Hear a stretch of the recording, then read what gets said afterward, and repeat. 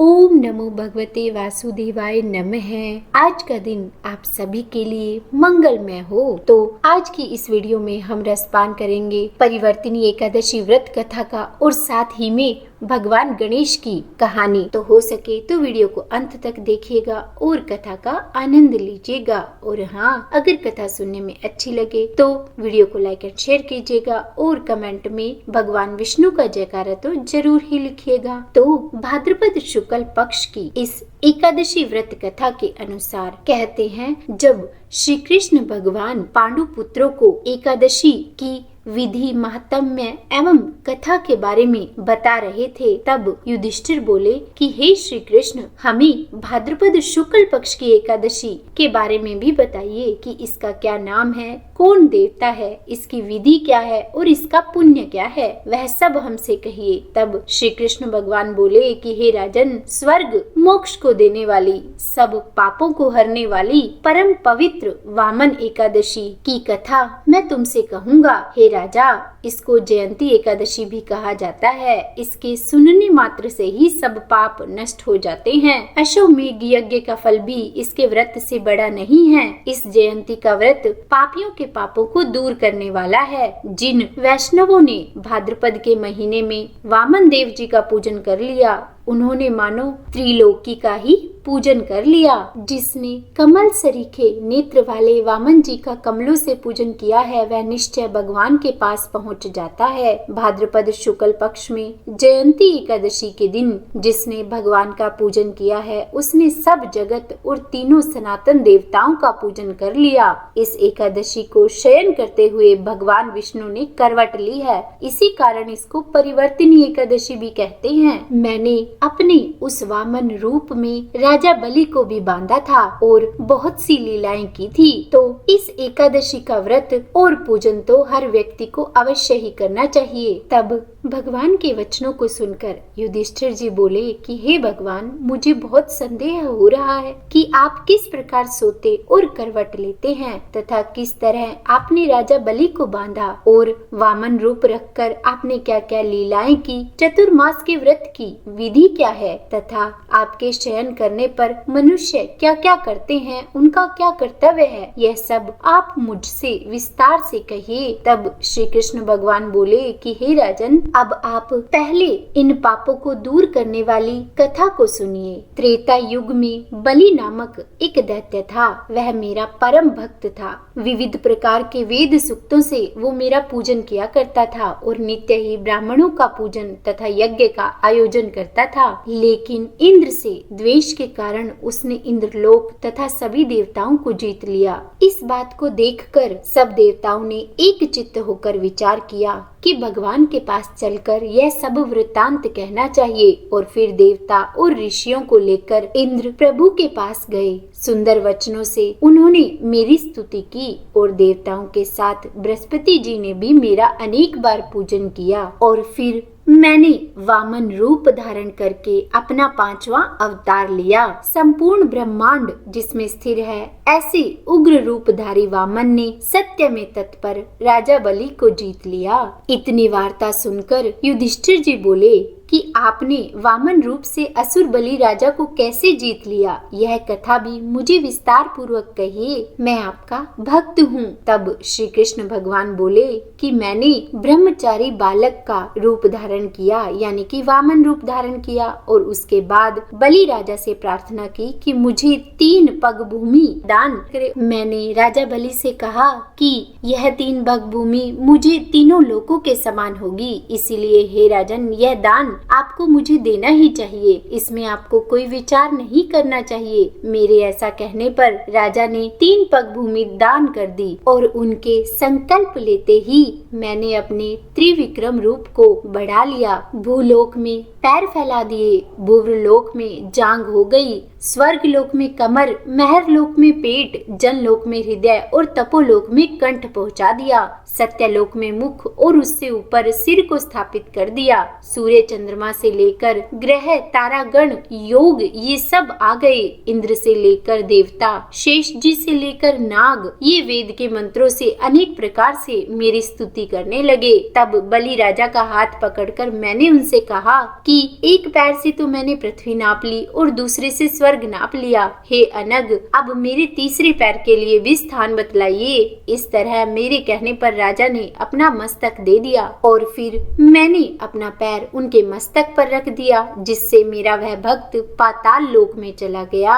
फिर उसकी विनती और नम्रता को देखकर मैंने कहा कि हे बलि, मैं सदैव तुम्हारे निकट ही रहूंगा। और विरोचन पुत्र बलि से कहने पर भाद्रपद माह के शुक्ल पक्ष की एकादशी तिथि के दिन मेरी बलि के आश्रम में एक मूर्ति स्थापित हुई और दूसरी मूर्ति क्षीर सागर में शेष जी के ऊपर हुई। हे राजन, इस एकादशी को भगवान शयन करते हुए करवट लेते हैं और जब कार्तिक माह के शुक्ल पक्ष की एकादशी आती है तब तक भगवान शयन करते हैं। इस बीच में जो पुण्य किया जाए वह सब पुण्यों से उत्तम होता है। हे राजन, इसी कारण यह व्रत अवश्य करना चाहिए। यह बहुत पवित्र है और पापों को दूर करने वाला है। सोते हुए भगवान ने इस एकादशी को करवट ली है, इसीलिए इस दिन चांदी और चावल सहित दही का दान करना चाहिए। रात्रि में जागरण करना चाहिए। हे राजन, सब पापों को नष्ट करने वाली, इस लोक में सुख और अंत में मोक्ष देने वाली इस